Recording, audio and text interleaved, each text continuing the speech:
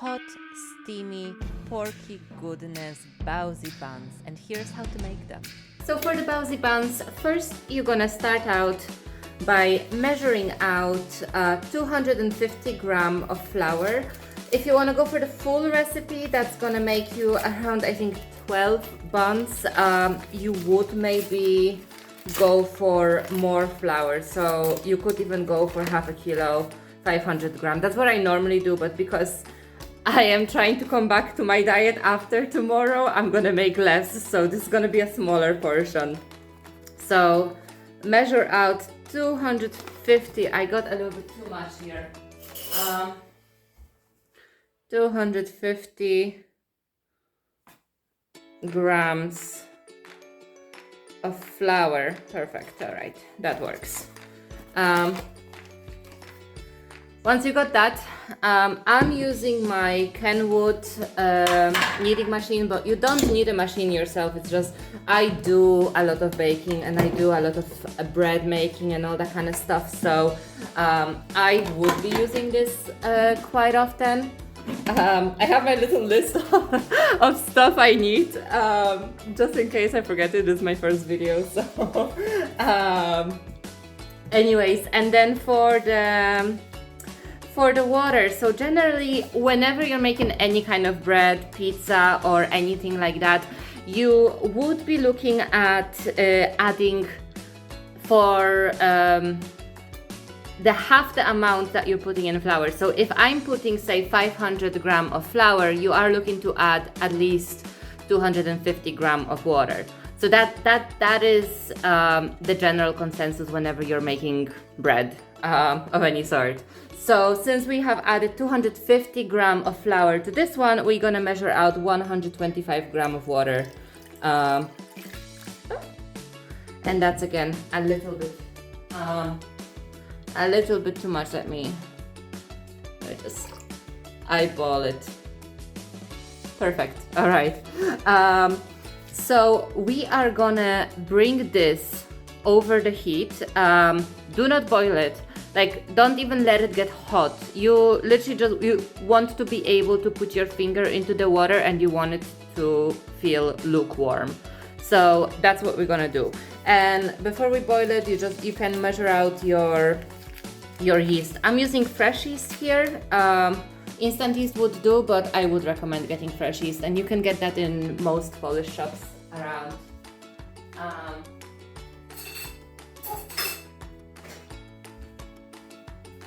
So, like, I normally put a lot of yeast. I don't have to put this much, but it just means that I'm gonna have to work with it a little bit faster, which is fine because I'm on the clock. In 3 hours I'll be streaming, so I better get to work. All right, you want to bring this over the heat. Make sure that you put a nice spoon of sugar. Like the Baozi buns, normally you don't have to put so much sugar, but I like them on the sweeter side, so I put like 1.5 tablespoons of sugar, and that's gonna make sure that the yeast blooms quite well as well, because it's gonna be full of all these nutritional values. So, okay, let's bring this over the heat it up till it's lukewarm, and we'll meet back. All right, so I heated up the water a little bit. As you see, I can touch it, I can put my finger in it, doesn't burn me. There's not even steam coming out of it, and that's what you want it to be at. So you want to make sure that your water is lukewarm and not hot, because you can cook your yeast and that's not good either. It's not gonna work. And I have made a mess out of myself, but it's okay. You want to kind of whisk the yeast in the water with the sugar. The sugar has already dissolved by the time that I added the yeast, but you can add it all together. There's really it doesn't really make much difference. It's all going to dissolve at the end. You kind of want to make sure that you whisk it quite good, because the yeast likes to stick to the pot. And once you have done that, you're gonna want to turn on your machine.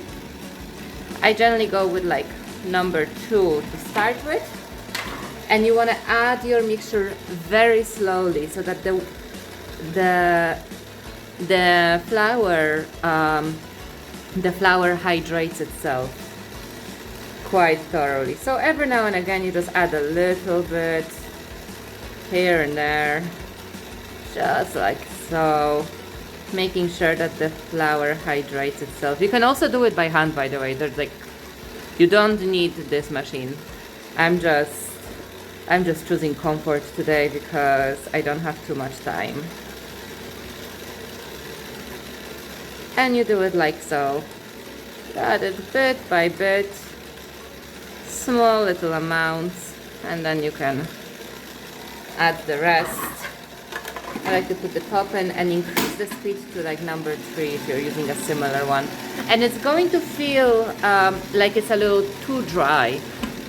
You kind of want to go for a dough that's a little bit firmer, but still make sure that you have at least half the quantity of water compared to your quantity of flour. I let that go for about 10 minutes, so we'll check in together after that. Alright, so the dough has been kneading with the machine for about 7 minutes. I didn't do the full 10, and the reason being is that I do sometimes like to go in and finish it off with my hands. So you're gonna take a little bit of oil and you're gonna oil a bowl where you're gonna rest your dough. I took a rather small bowl this time because I don't have a lot of dough. And I can set this on the side. And here, as you guys see, dough is ready, kind of like broke in the machine. But it comes off completely from the bowl. As you can see, the bowl is clean. And this is actually, when you get the proportions of water to flour correctly, that's what happens. Normally it will take everything. So here I wanted to kind of show off kneading. So if you don't have a machine and you want to knead it by hand, this is how you're gonna do it. So first you take your dough, you want to fold it over your thumb like so. I'm left-handed, so if you do it with your other hand, feel free. You fold it over your thumb like so, and then you like gently push it in, and then you turn it around, fold it over your thumb and push it out, and you kind of repeat that a couple of times. I see that this dough has already pretty well developed. As you see, like it doesn't have too much creases on it. It doesn't really stick, so that's normally a very good indicator that the dough is actually ready. So I'm just gonna do it jam, jam, jam, jam, like so, and then I just like, I kind of twist it around, kind of like a pizza dough. This trick I know from my pizza making skills. So kind of like fold it underneath itself to form a little dough. And the nice test to see if your dough has developed the gluten enough is to press it, it springs back. Perfect. So now we're gonna put it here. I kind of like to twirl it around in that oily bowl.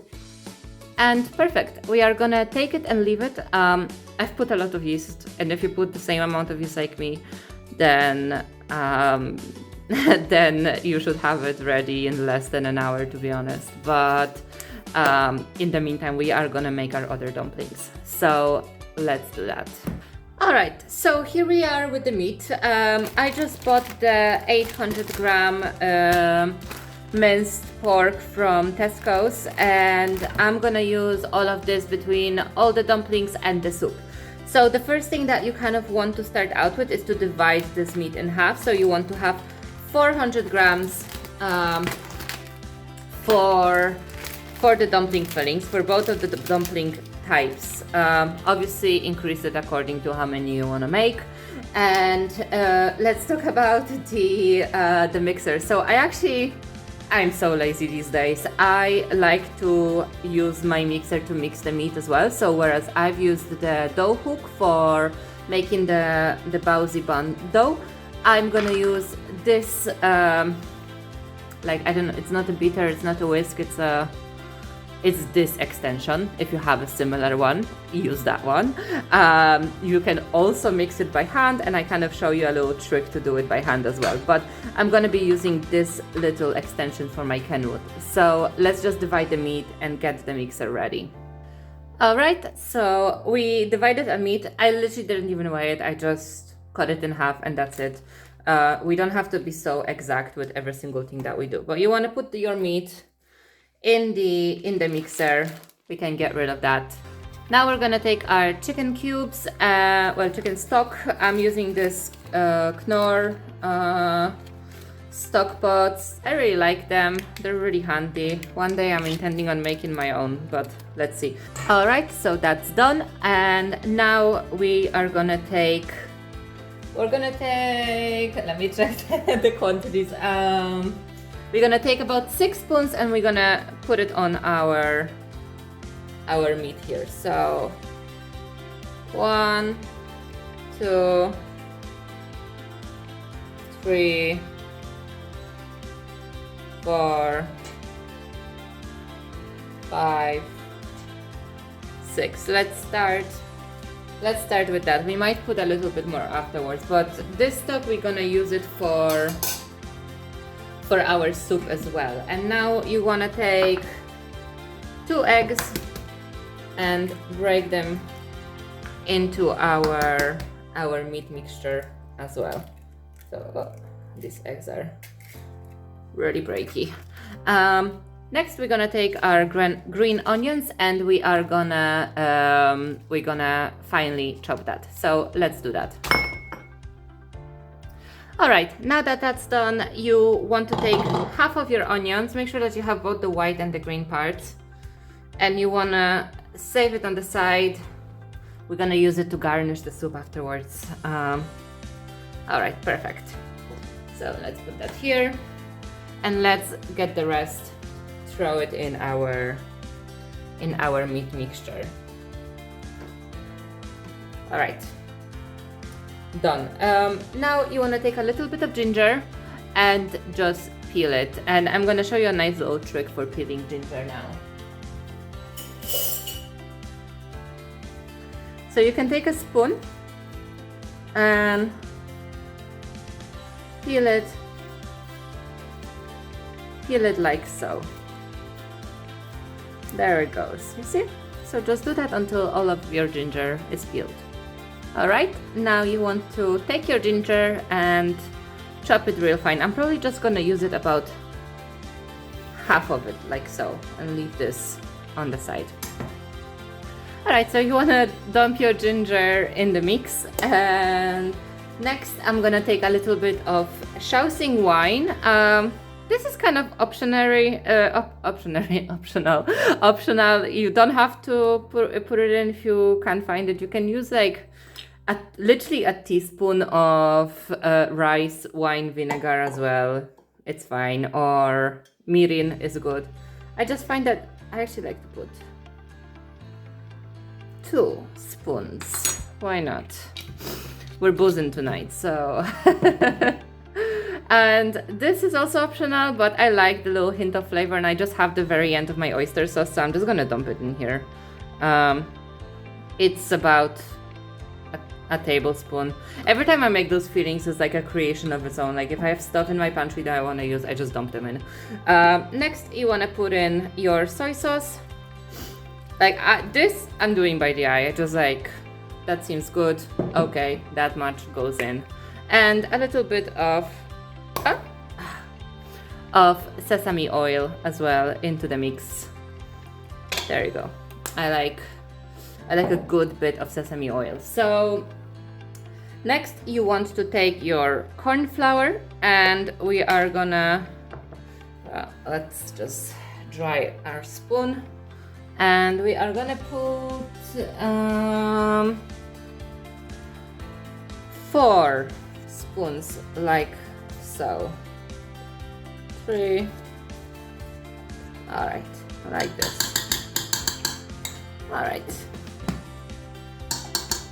Perfect. So now we are gonna turn on our machine, the protector screen. Start out small, let the ingredients kind of start mixing up, and then gradually increase the speed till you reach around speed number 3. And you are looking for a very watery, soupy consistency in your meat. Like, it has to come together, but it has to almost fall apart. So that's what you're looking for with the meat over here.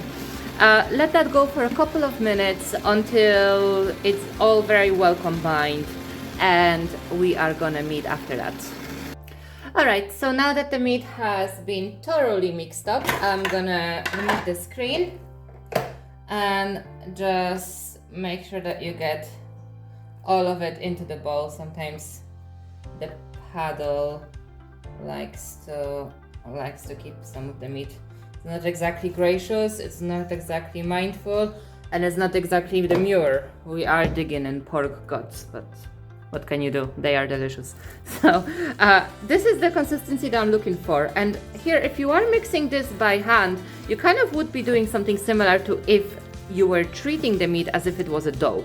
So if you are mixing your meat with a hand, you just take a bowl, you throw everything in, just like I did before, and you kind of like do this type of motion. Like you kind of spoon under the meat mass and you press it over.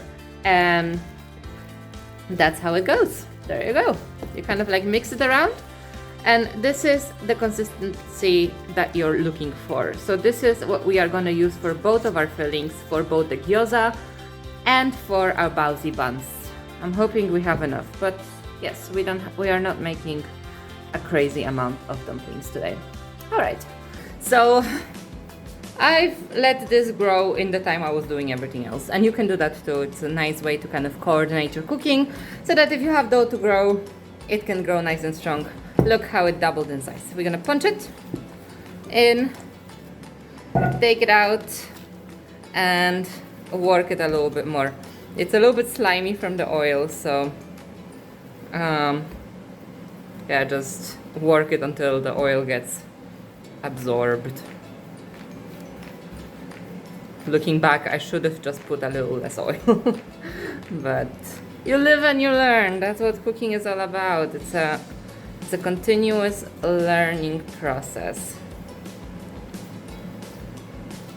So you want to work it until it makes a ball again, like so.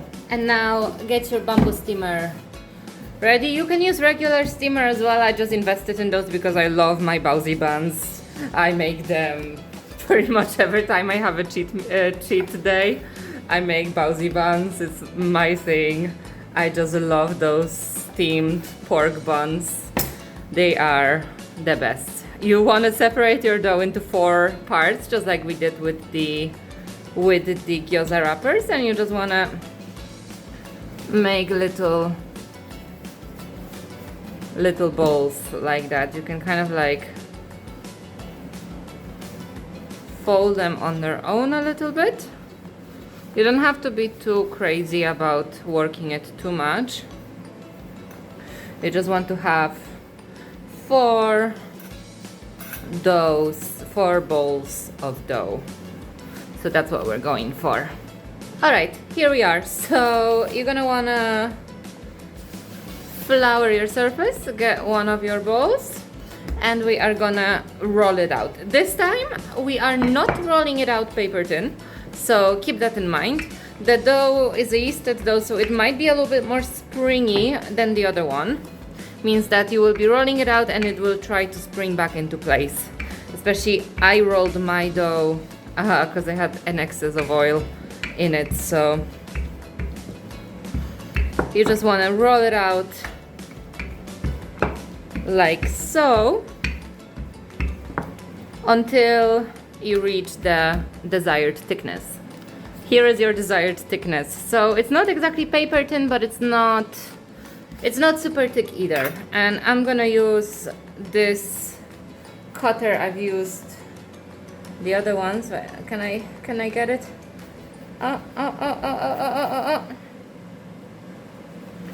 I'm aiming to make smaller Baozi buns this time. I actually made them last weekend and I made them so huge.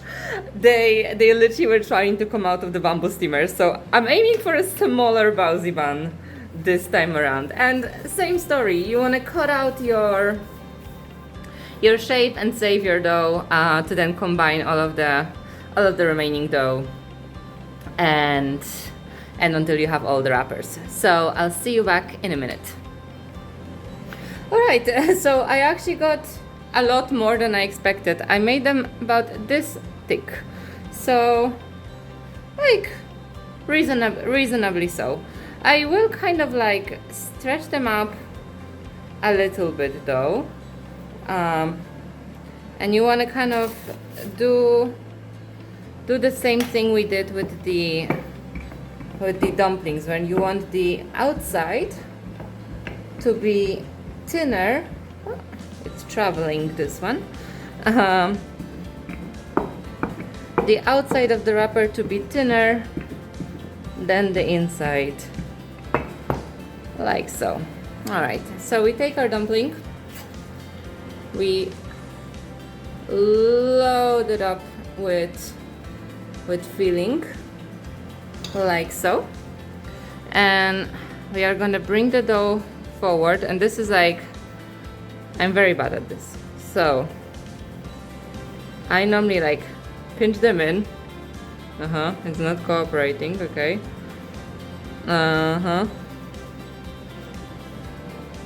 And I do something like this. I mean, I'm trying, it's not always working out, but the point is to wrap the plating around so that the filling goes inside, and you can push it in. And at the very end, I see I put too much filling in this one, so I kind of like bring it in like so. As I was saying, I'm very bad at this, so don't judge me. Make it better, send me the video. So here we go. We have one done, and actually before we put them on the bamboo steamer, we have to get our paper done. So let's do that. Okay, so you want to take some parchment paper, you want to fold it up, and we are gonna cut out little squares from it so that the Baozi buns don't stick to the steamer. So let's measure it. I think we can make it even smaller. Alright, let's do like this. And we're just gonna cut each half like so until we get all the wrappers that we want. Alright.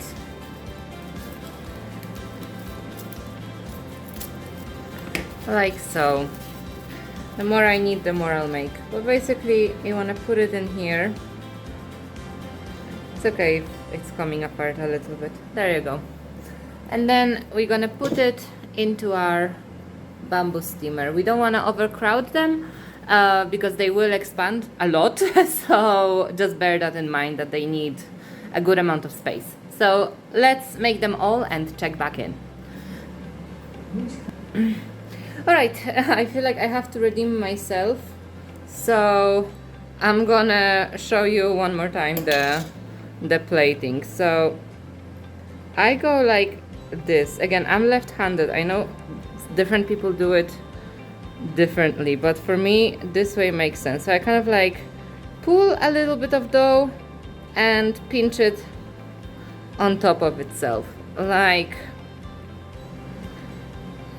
so, and then when we reach the end, I just pinch them together, and then like I pinch them together like this just to close them. Some of them will come apart anyways, and they will have a little hole in the top, but this is what I end up with. So let's do the rest.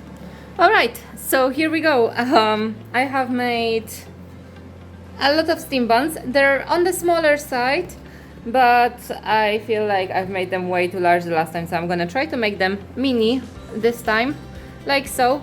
They are already in their bamboo steamer. What we're gonna do now is we're gonna let them rest for 20 minutes and we're gonna bring them over boiling water in a wok and steam them for 20 minutes. All right, so let's go. All right, so here we are at the cooking part. I have filled up my wok with water. I'm gonna bring that to the boil. Once that starts boiling, I'm gonna put my bamboo steamer in on top of the water that will be boiling. I'm also getting my noodles ready as well. I'm gonna boil them now, put them in the bowl so that it's all ready for tomorrow. And this is how you take care of your hangover, guys. So let's meet in the outro. All right, my friends, here we are. Before we skip time for tomorrow, I just wanted to do a try test of these lovely Bao Buns. Let me grab this. So let's taste it. They look beautiful. They're on the smaller side, like predicted, but they're still quite large. And there is only one appropriate way of eating Baozi buns. That is soy sauce and chili oil. I do this homemade from Marion kitchen recipe. I love this oil. I eat this oil every day with everything. Honestly, like I would eat chocolate with this oil. I really would. Alright. So I'm just swirl it around. Okay. Look at it. Should we cut it in half? I feel like we should. Alright, so normally I would just eat it, but let's just have a look on the inside. Wow, look at this. Lovely, everything's cooked. It smells gorgeous. Alright, I think let's dig in. It's so hot still, but I don't care. I need one.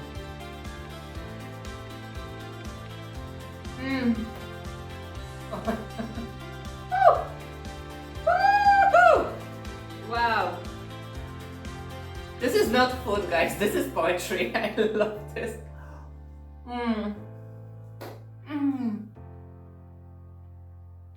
Oh my god.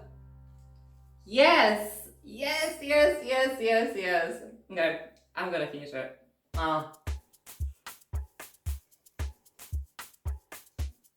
Woo! Wow. Oh. I love it.